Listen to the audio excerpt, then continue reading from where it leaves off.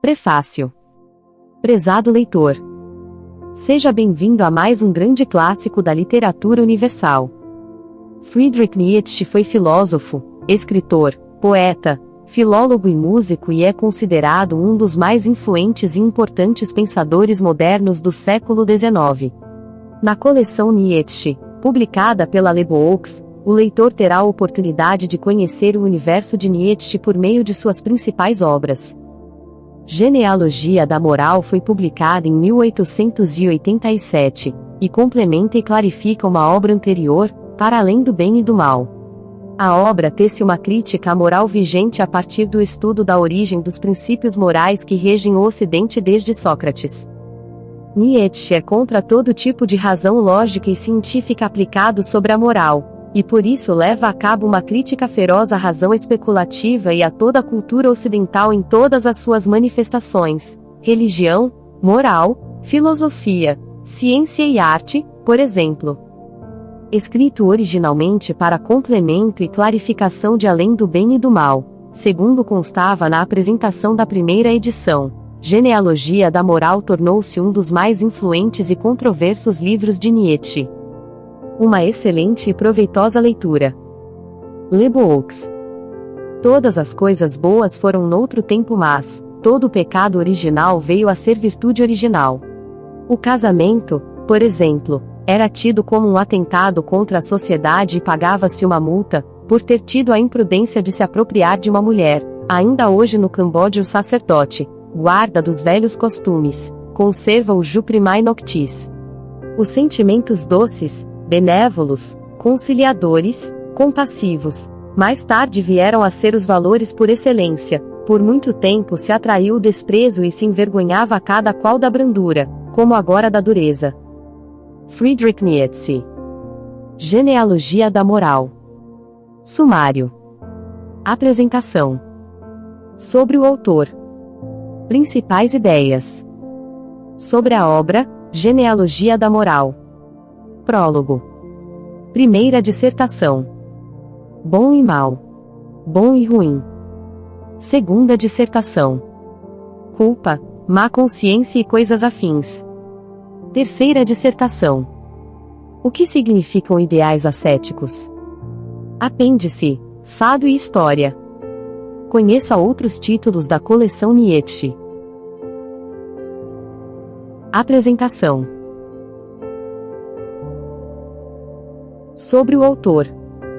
Friedrich Wilhelm Nietzsche nasceu em 15 de outubro de 1844 na cidade de Rocken, na Alemanha. Seu pai foi uma pessoa erudita e seus avós eram pastores luteranos. Criado em uma família de clérigos, Nietzsche foi preparado para ser pastor. Cresceu em Saale, com sua mãe, duas tias e da avó. Em 1858, Nietzsche obteve uma bolsa de estudos para a célebre escola de Pforta. Em seguida partiu para Bonn, onde se consagrou nos estudos de teologia e filosofia. Aos 18 anos, perdeu a fé em Deus e passou por um período libertino, quando contraiu sífilis. Nietzsche tornou-se professor de filosofia e poesia gregas com apenas 24 anos, na Universidade de Basileia, em 1869. Abandonou a universidade em 1879.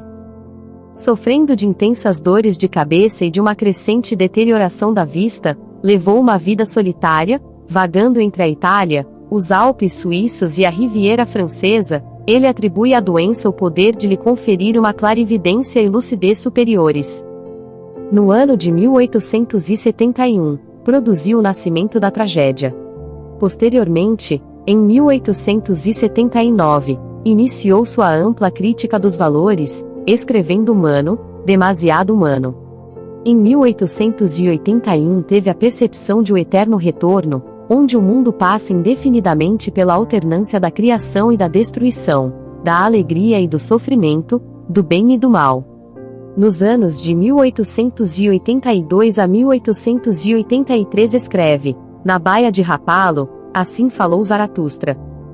No outono de 1883 retorna para a Alemanha e reside em Naumburg, com a mãe e a irmã. Em 1882, produziu A Gaia Ciência, Posteriormente às obras Para Além de Bem e Mal 1886, O Caso Wagner 1888, Crepúsculo dos Ídolos 1888, Nietzsche contra Wagner 1888, Et Homo 1888, em 1889, ao ver um cocheiro chicoteando um cavalo, abraçou o pescoço do animal para protegê-lo e caiu no chão. Havia enlouquecido? Muitos amigos que visitavam Nietzsche na clínica psiquiátrica duvidavam de sua doença e alguns de seus biógrafos afirmam que, longe de loucura, ele havia atingido uma enorme sanidade. Ainda em 1888, escreveu Ditirambos Dionisíacos, série de poemas de caráter lírico publicados posteriormente à sua morte. Faleceu na cidade de Weimar, Alemanha, dia 25 de agosto de 1900. Principais ideias. Nietzsche situou um marco constitutivo entre os atributos apolíneos e o dionisíacos, donde Apolo figura como ícone de lucidez, harmonia e ordem, enquanto Dionísio representaria embriaguez, exuberância e desordem. Ademais, baseado no niilismo, subverteu a filosofia tradicional, tornando-o um discurso patológico que aprecia a doença enquanto um ponto de vista sobre a saúde e vice-versa. Enfim, nem a saúde, nem a doença são entidades e as oposições entre bem e mal, verdadeiro e falso, doença e saúde, são somente alternativas superficiais. Anticristo. Este conceito advém da crítica ética cristã enquanto a moral de escravos, pois séculos de moral cristã, enfraqueceu as potências vivificantes da sociedade ocidental, notadamente de suas elites. Na medida em que o moralismo doutrinou o homem a oprimir-se de todos os seus impulsos. Além disso, Nietzsche imagina o mundo terrestre como um vale de sofrimento, em oposição ao mundo da felicidade eterna do além-vida. De outro modo, a arte trágica é pensada como contraposta à decadência e é arraigada na antinomia entre a vontade de potência futuro, e o eterno retorno futuro numa repetição, o que não denota uma volta do mesmo nem uma volta ao mesmo, dado que é fundamentalmente seletivo. Nietzsche e a história. Rompeu com a analogia entre a filosofia e a história que havia sido formada pelo filósofo alemão Georg Wilhelm Friedrich Hegel, 1770-1831, onde esta seria compreendida enquanto uma crônica da racionalidade, a qual considera o excesso de história hostil e perigoso à vida, pois limita a ação humana. Instinto e razão. Opunha-se à ideia segundo a qual os eventos históricos instruíam os homens a não repeti-los, segundo a teoria do eterno retorno, que compreende o assentimento diante de destruições do mundo cíclicas. Super-homem. Nietzsche foi um antidemocrático e um antitotalitário. O super-homem nietzschiano não é um ser cuja vontade deseje dominar, posto que se interprete vontade de potência como anseio de dominar, onde se faz dela algo dependendo dos valores instituídos. Por outro lado, vontade de potência significa criar, dar e avaliar. Seria então alguém além do bem e do mal, depreendido de uma cultura decadente para a gênese de uma nova elite, não corrompida pelo cristianismo e pelo liberalismo.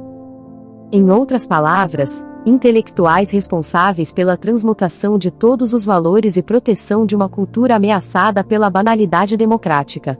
Forma histórica de decadência do Estado conhecido por pensar em si ao invés de ponderar sobre a cultura e sempre estar zeloso na formação de cidadãos dóceis. Daí sua tendência a impedir o desenvolvimento da cultura livre, tornando-a estática e estereotipada. Sobre a obra, Genealogia da Moral. Como se dá início a uma genealogia da moral? Em Nietzsche, esse trabalho começa por investigar a raiz de uma só palavra, a saber, a palavra bom.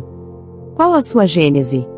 E, mais importante do que isso, quais as condições de sua gênese? Antes de ir direto às conclusões, o filósofo do martelo precisa intervir, é preciso refutar as mais aceitas teses de sua época se assim for necessário. As teses às quais Nietzsche irá se opor são as dos psicólogos ingleses, como ele chama, ou, como costumamos chamar hoje, dos utilitaristas ingleses.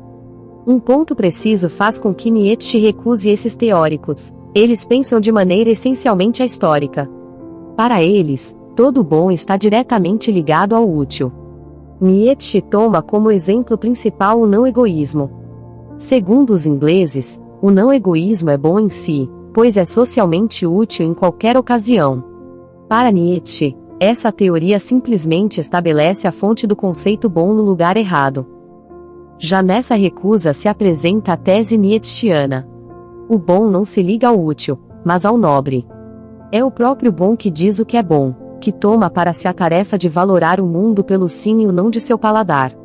Bom é o que o agrada, é o que o fortalece, é o que o apetece. Ao redor deste monumento, que é sua apreciação tornada soberana, que o nobre estabelece um patos da distância.